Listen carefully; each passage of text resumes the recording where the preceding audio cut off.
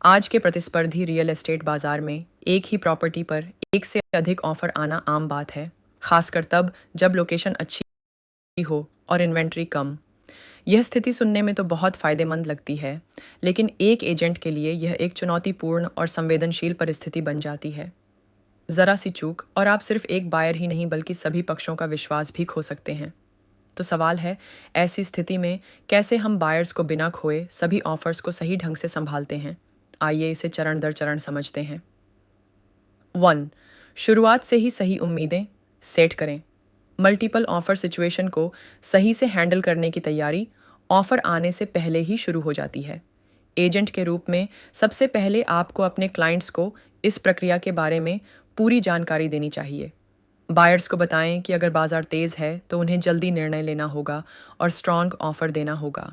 वहीं सेलर्स को यह समझाएं कि ऑफर्स आने पर भावनात्मक नहीं बल्कि प्रोफेशनल निर्णय लेना ज़रूरी है। शुरुआत में ही स्पष्टता से काम करने से बाद में कोई कन्फ्यूज़न या झटका नहीं लगता।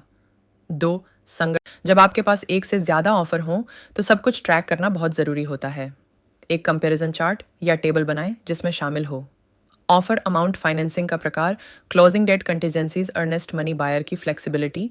इससे आपको और आपके सेलर को हर ऑफर को एक नज़र में समझने में आसानी होगी।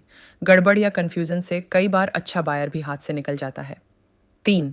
स्पष्ट और रणनीतिक संचार, क्लियर येट स्मार्ट कम्युनिकेशन। अगर आप लिस्टिंग एजेंट हैं तो सभी बायर्स को यह ज़रूर बताएं कि मल्टीपल ऑफर आए हैं। इससे बाकी बायर्स को अपना ऑफर मजबूत करने की प्रेरणा मिलती है। लेकिन ध्यान रहे, किसी भी बायर की ऑफर डिटेल्स अन्य को ना बताएं जब तक कि आपका क्लाइंट सहमत ना हो और कानून इसकी अनुमति न देता हो। अगर आप बायर के एजेंट हैं तो लिस्टिंग एजेंट से लगातार संपर्क में रहें। शिष्टता से पूछें कि आपके क्लाइंट का ऑफर कहाँ स्टैंड करता है। जवाब भले न मिले, पर प्रतिक्रिया से आप अपनी रणनीति तय कर सकते हैं। चोर। सेलर को सिर्फ हाईएस्ट ऑफर पर नहीं, स्मार्ट ऑफर पर फोकस करवाएं। सिर्फ सबसे ऊंचे प्राइस वाले ऑफर को चुनना हमेशा सही नहीं होता। एजेंट के तौर पर यह आपकी जिम्मेदारी है कि सेलर को समझाएं, क्या बायर का फाइनेंसिंग मजबूत है, क्या ऑफर में कम कंटीजेंसी है, क्या क्लोजिंग जल्दी हो सकती है। एक मजबूत और सरल ऑफर ज़्यादा बेहतर होता है बजाय एक असुरक्षित हाई अमाउंट ऑफर के। 5. Highest and best. ऑफ़र मांगना कई बार सबसे अच्छा तरीका यह होता है कि सभी बायर्स से कहें कि वे अपनी हाईएस्ट एंड बेस्ट ऑफ़र एक निश्चित समय सीमा तक दें। इससे सभी को बराबरी का मौका मिलता है और प्रक्रिया ज़्यादा पारदर्शी लगती है।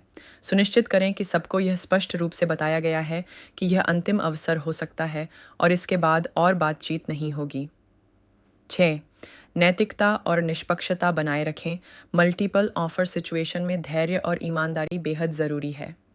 कुछ एजेंट्स धोखे से ऑफर की डिटेल्स लीक करते हैं या गेम खेलते हैं। यह बिल्कुल ना करें। आपकी प्रोफेशनल इमेज और लंबी अवधि का करियर आपकी ईमानदारी पर निर्भर करता है। इंडस्ट्री छोटी होती है, आपकी हर हरकत नोट की जाती है। 7. बायर्स को सच बताएं, इवन इफ दे लूज। अगर आपका बायर ऑफर में नहीं चुना गया तो दुख तो होगा, लेकिन उनके साथ ईमानदार रहें। उन्हें बताएं कि कहाँ उनकी ऑफ़र कमज़ोर पड़ी, क्या प्राइस कम था, क्या शर्तें ज़्यादा थीं। इससे वे अगली बार और बेहतर ऑफ़र देने के लिए सीख सकते हैं। 8. एस्केलेशन क्लॉज का उपयोग समझदारी से करें। एस्केलेशन क्लॉज एक स्मार्ट तरीका है, जैसे हम किसी भी ऑफ़र से 50,000 ज़्यादा देंगे लेकिन अधिकतम X तक। लेकिन यह हर बार काम नहीं करता। कुछ सेलर और एजेंट इसे उलझन मानते हैं, इसलिए इसका प्रयोग सोच समझकर और बायर की सहमति से करें। 9. भावनात्मक टच से बायर को बढ़त मिल सकती है।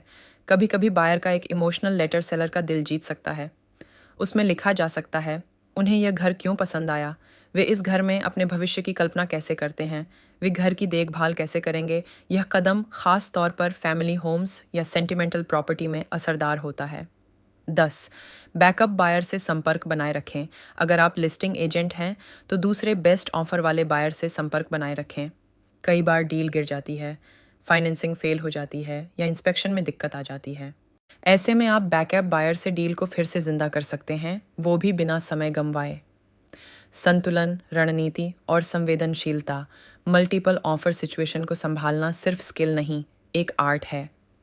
आपको स्पष्टता चाहिए निर्णय के लिए, आत्मविश्वास चाहिए संवाद के लिए और संवेदनशीलता चाहिए सभी पक्षों को समझने के लिए।